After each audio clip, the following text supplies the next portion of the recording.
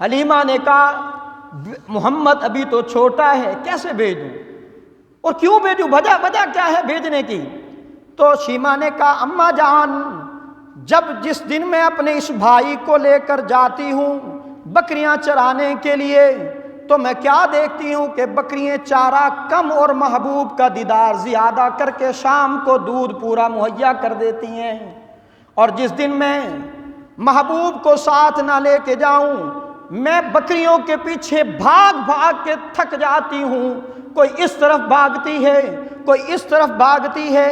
اور ایک دن تو میں نے ایسا سما دیکھا، کیا دیکھتی ہوں کہ میں نے محبوب کو جہاں پہ بٹھایا تپتی دھوپ تھی، کہیں پہ سایہ نامی چیز کوئی نہیں تھی، میں کیا دیکھتی ہوں کہ میرے اوپر بادل نے سایہ کیا ہوا ہے، اور میں اپنے اس بھائی کو بٹھا کے بیٹھی تھی تو دیکھتی کیا ہوں کہ ایک راہب آیا، اس راہب نے قریب آ کر میرے بھائی کو دیکھا، اور بھائی کو دیکھنے کے بعد کہنے لگا کہ یہ بہت اچھا بچہ ہے، یہ بہت حسین بچہ ہے، یہ دنیا کا امام بچہ ہے۔ کہتی ہے کہ مجھے اپنے بھائی کی تعریفیں سن کر بہت خوشی ہوئی۔ حلیمہ کہتی ہیں کہ میں نے ایک اور بات دیکھی کہ محبوب کو میں نے اپنے ساتھ بٹھایا ہوا ہے، صرف بکریاں گئی ہیں اور چارے کو منہ لگا کر واپس آتی ہیں اور آ کر میرے بھائی کا چہرہ دیکھتی ہیں، میں بھی اپنے بھائی کا چہرہ تکتے رہی، کیا دیکھتی ہوں کہ شام کو جب گھر آئی اور پھر ایسا سما کہ جب بھائی کو لے کے جاتی ہوں تو بکریوں کو مجھے ہانکنا نہیں پڑتا، بلانا نہیں پڑتا، بکریوں کے پیچھے بھاگنا نہیں پڑتا، بکریاں چارہ تھوڑا سا کھا کے خود بخود میرے ارد گرد جمع ہو جاتی ہیں۔ حلیمہ کہنے لگی اچھا یہ بات ہے، تو شیمہ نے کہا اجازت دے دیجیے اماں جان، لے کر چلی گئیں شیمہ۔ اسی طرح جا کر اپنے بھائی محمد عربی صلی اللہ علیہ وسلم کو بٹھایا، اور جیسے ہی بٹھایا تو ویسے ہی بکریاں گئیں، چارے کو تھوڑا منہ لگایا، واپس آ کر شیمہ کے ارد گرد جمع ہو گئیں۔ یہ تھی میرے محبوب کے برکات میرے دوستوں۔ 4 سال تک میرے محبوب علیہ الصلوۃ والسلام، محبوب عالم صلی اللہ علیہ وسلم جناب حلیمہ سعدیہ کے گھر رہے۔ 4 سال کے بعد ایک ایسا واقعہ پیش آیا جسے شق صدر کہا جاتا ہے کہ میرے محبوب کا سینہ مبارک چاک کیا گیا، جبرائیل امین کے ذریعے سے جبرائیل امین آئے، لیکن حلیمہ کو تو ان واقعات کا نہیں پتہ تھا نا، حلیمہ اس ڈر میں آ گئی کہ کہیں اس بچے کو کوئی تکلیف نہ ہو جائے، تو واپس گئیں جناب آمنہ کے پاس۔ حضرت آمنہ سے کہا کہ آمنہ اپنا بچہ اور اپنی امانت اب سنبھال لے، کیونکہ میں بڑے عجیب حالات دیکھ رہی ہوں۔ اس کے رضائی بھائی نے مجھے آ کر ایک دن بتایا کہ یہ محمد کھڑا تھا تو فوراً اس کے رضائی بھائی نے کیا دیکھا کہ کچھ سفید پوش آئے ہیں لوگ، انہوں نے آ کر اس کو لٹایا ہے اور اس کا سینہ چاک کیا ہے، تو اس ڈر کی وجہ سے میں اب اس کو اپنا مزید اپنے پاس نہیں رکھ سکتی۔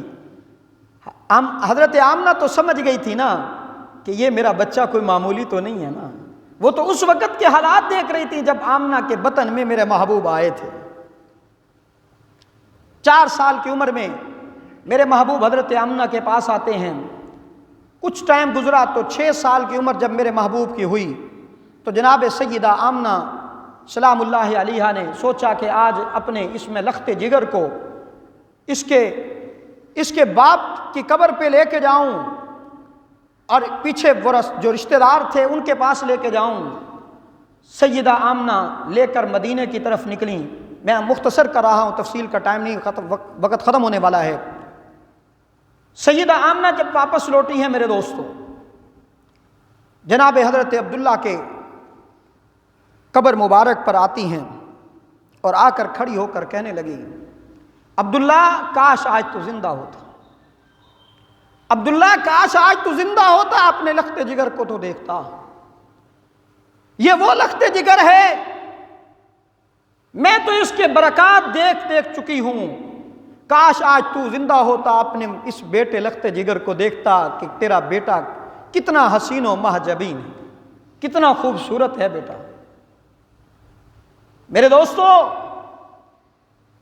میرے محبوب کی یہ والدہ جب مقام ابوا پر پہنچتی ہیں تو حضرت آمنہ کا میرے دوستو انتقال ہو گیا۔ میرے محبوب کی عمر اس وقت 6 سال کی عمر ہے میرے دوستو۔ آپ اندازہ کر لیں 6 سال کا بچہ کتنا ہوتا ہے۔ میرے محبوب پر اس دن غم طاری ہوئے ہیں۔ باپ کا سایہ پہلے نہیں تھا۔ دنیا میں 2 شخصیات ایسی ہوتی ہیں اولاد کے لیے، سب سے بڑا سہارا انسان کو ماں کا ہوتا ہے، پھر باپ کا ہوتا ہے۔ باپ دنیا سے پہلے چلا گیا تھا، آج ماں بھی دنیا سے چلی گئی ہے۔ اس وقت میرے محبوب کے دل پہ کیا گزری ہوئی، اور 6 سال کی عمر کا بچہ۔ میرے محبوب جب واپس ام ایمن کے ساتھ آتے ہیں،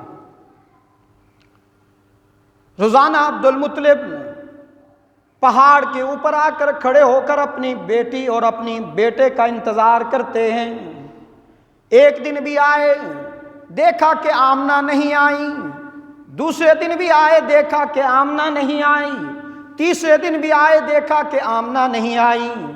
آخر دیکھا کہ شام کو جیسے سورج غروب ہونے والا تھا، جناب عبد المطلب نے دیکھا کہ آمنہ تو ساتھ نہیں ہے، لیکن ام ایمن دائیا اور میرے محبوب اس کے ساتھ انگلی پکڑ کے چل رہے ہیں۔ میرے محبوب جیسے قریب آئے تو حضرت عبد المطلب نے پوچھا ام ایمن سے کہ آمنہ کہاں ہیں، میری آمنہ کہاں ہیں؟ تو ام ایمن نے روتے ہوئے جواب دیا کہ عبد المطلب وہ بھی اللہ کے ہاں چلی گئیں۔ جناب عبد المطلب نے جب یہ ساری داستان سنی، میرے محبوب کا سب سے بڑا سہارا جو والدہ کا تھا وہ بھی سر سے اٹھ چکا تھا۔ آج اللہ نے محبوب کے لیے اسبابی دنیا میں جناب عبد المطلب کو سربراہ بنا دیا۔ عبد المطلب کی سربراہی میں میرے محبوب نے 2 سال گزارے۔ حضرت عبد المطلب میرے محبوب سے اتنا پیار فرماتے تھے۔ حضرت عبد المطلب مکہ کے بڑے سردار تھے، قریش مکہ کا بڑا سردار تھا۔ یہ عبد المطلب اپنے تخت پر بیٹھا کرتا تھا، لیکن ساتھ کسی کو جرت نہیں ہوتی تھی کہ عبد المطلب کے ساتھ آ کر بیٹھتے، لیکن حضرت عبد المطلب میرے محبوب کو اپنے تخت پر اپنی گود میں بٹھایا کرتے تھے، اتنا پیار دیا۔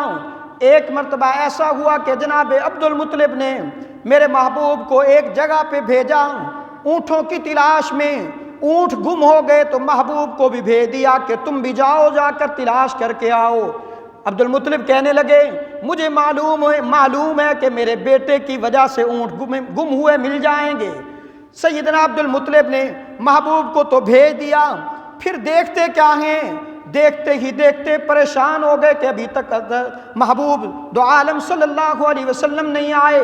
حضرت عبد المطلب اس تلاش میں نکلے، جیسے محبوب ملے تو حضرت عبد المطلب نے محبوب کو اپنے سینے سے لگایا اور کہنے لگے کہ محمد آئندہ کے بعد تجھے کہیں بھی نہیں بھیجوں گا۔ اتنا بڑا پیار دیا، اتنی بڑی شفقت دی، لیکن تاریخ نے وہ دن بھی دیکھا کہ جب حضرت عبد المطلب کی عمر، حضرت میرے محبوب کی عمر 8 سال تھی، حضرت عبد المطلب یہ بوڑھا انسان اب دنیا سے جانے لگا۔ آج میرے محبوب کے سر پر وہ دست شفقت جو دادے کا تھا وہ بھی اٹھ گیا۔ حضرت عبد المطلب نے کہا کہ ابو طالب کو بلا کر اپنے بیٹے کو کہا کہ اس میرے پوتے کی تنہیں حفاظت کرنی ہے، اس کی مدد کرنی ہے، اس کی تربیت کرنی ہے۔ تو میرے دوستوں میں عرض کر رہا تھا کہ میرے محبوب کو رب العالمین نے امام الانبیاء بنا کے بھیجا، تمام انبیاء کا سردار، لیکن عالم کیا ہے کہ جب پیدا ہوئے تو یتیم پیدا ہوئے۔ 6 سال کی عمر کو ماں بھی چلی گئی، 8 سال کی عمر کو آج دادا بھی چلا گیا۔ یہ سارے واقعات صرف سننے کے نہیں ہیں میرے دوستو، یاد رکھیے گا میں ولادت کے حق میں ہوں۔ کوئی انسان دنیا میں جو میرے محبوب کی ولادت کا انکار کرتا ہے وہ کافر ہے، وہ اس کا اسلام سے کوئی تعلق نہیں ہے۔ یہ میں نہیں کہہ رہا، آپ خود بھی مفتی بن سکتے ہیں، آپ خود بھی اپنے ذہن سے کام لیں۔ ایک آدمی پیدا ہوا ہے دنیا میں، دوسرا کہتا ہے میں نہیں مانتا، تو وہ اس کے نام ماننے سے کیا میرے محبوب کی ولادت ختم ہو جائے گی؟ کیا میرے محبوب کے مقام میں کمی ہو جائے گی؟ یہ تو میرے محبوب کے صدقے سے ہمیں دنیا بھی ملی ہے، آخرت بھی ملے گی، جنت بھی ملے گی۔ ہم اگر محبوب کے ساتھ ملتے گئے تو اس میں ہمارا دار و مدار، ہماری کامیابی ہے۔ ہمیں محبوب کی تعریف کرنے سے محبوب کی تعریف نہ بڑھوتی ہے نہ کمی ہوتی ہے، ہم کریں گے تو ہماری اس میں کامیابی ہی کامیابی ہے۔ تو بہرحال ربیع الاول کی آمد ہے، ربیع الاول میں میرے محبوب پیدا ہوئے، اس کا کوئی انکاری نہیں ہے، کائنات کا کوئی آدمی اس کا انکاری نہیں ہے۔ اگر میں ذرا اس طرف نگاہ دوڑاؤں تو میرے محبوب کی پوری زندگی 63 سالہ زندگی میرے محبوب کی غموں میں گزری ہے۔ 8 سال کی عمر میں جب دادا جان دنیا سے چلے گئے تو پیچھے پرورش کی چچا نے، ابو طالب نے، اور ابو طالب کا عالم یہ تھا کہ ابو طالب نے اپنی بیٹیاں میرے محبوب کے نکاح میں نہیں دیں۔ کیوں نہیں دی؟ اس لیے نہیں دی کہ میرے محبوب یتیم تھے، کیوں نہیں دی؟ اس لیے کہ میرے محبوب کے پاس کچھ نہیں تھا۔ تاریخ گواہ ہے اس بات کی کہ میرے محبوب کی پوری 63 سالہ زندگی غموں میں گزری ہے۔ میں محبوب کی پیدائش پر خوشی مناتا ہوں۔ خوشی کس چیز کی میں مناتا ہوں؟ آؤ میں آپ کو بتاؤں خوشی کس چیز کی ہے۔ کہ میرے محبوب کے آنے سے قبل لڑکیوں کو زندہ درگور کر دیا جاتا تھا، انسان غلام بنائے جاتے تھے۔ میرے محبوب آئے تو انسان آزاد پیدا کیے گئے۔ میرے محبوب آئے تو لڑکیوں کو عزت ملی ہے، لڑکیوں کو آزادی ملی ہے۔ میرے محبوب آئے تو ماں کی قدر و منزلت بتائی ہے۔ لیکن میرے محبوب کی صرف آنے کی خوشی نہیں ہے، میرے محبوب کے جو آنے کا مقصد ہے اس کو بھی اپنایا جائے۔ یہی تھے نا ابو لہب جس نے میرے محبوب کی پیدائش پر صوبیہ نامی لونڈی آئی، اس نے آ کر خوشخبری دی، ابو لہب تیرے بھائی کے گھر میں اللہ نے بیٹا دیا ہے۔ تو ابو لہب نے کہا جا تو آزاد ہے، جا تو آج آزاد ہے۔ لیکن جب مشن رسالت کی بات آئی تو اسی ابو لہب نے کہا تھا، میرے محبوب نے جب بلایا تھا نا کہ آؤ مکہ والو قولوا لا الہ الا اللہ تفلحون، پڑھ لو کامیاب ہو جاؤ گے۔ آج مشن رسالت کی بات جب 40 سال کے بعد میرے محبوب نے کی، یہی سکا چچا ابو لہب تھا جس نے سب سے پہلے کہا نعوذ باللہ من ذالک، تبا لک یا محمد تیرے ہاتھ ٹوٹ جائیں، تیرے ہاتھ ہلاک ہو، تم نے ہمیں اسی لیے بلایا تھا۔ یہ تو رب العالمین نے پھر جواب دیا، تبت یدا ابی لہب وتب ما اغنى عنه ماله وما کسب سیصلی نارا ذات لہب وامرأته حمالۃ الحطب فی جیدہا حبل من مسد۔ پوری سورت اللہ نے نازل کر دی ابو لہب کی مذمت میں۔ تو بہرحال ہمیں ولادت کی بھی خوشی ہے، ہمیں مشن رسالت کو بھی خوشی ہونی چاہیے، مشن رسالت کو بھی اپنایا جائے۔ اور میرے محبوب کی وفات 12 ربیع الاول کے دن ہوئی ہے، مورخین گواہ ہیں۔ امام احمد رضا خان بریلوی لکھتے ہیں کہ میرے محبوب کی وفات جو ہے 12 ربیع الاول کو ہے۔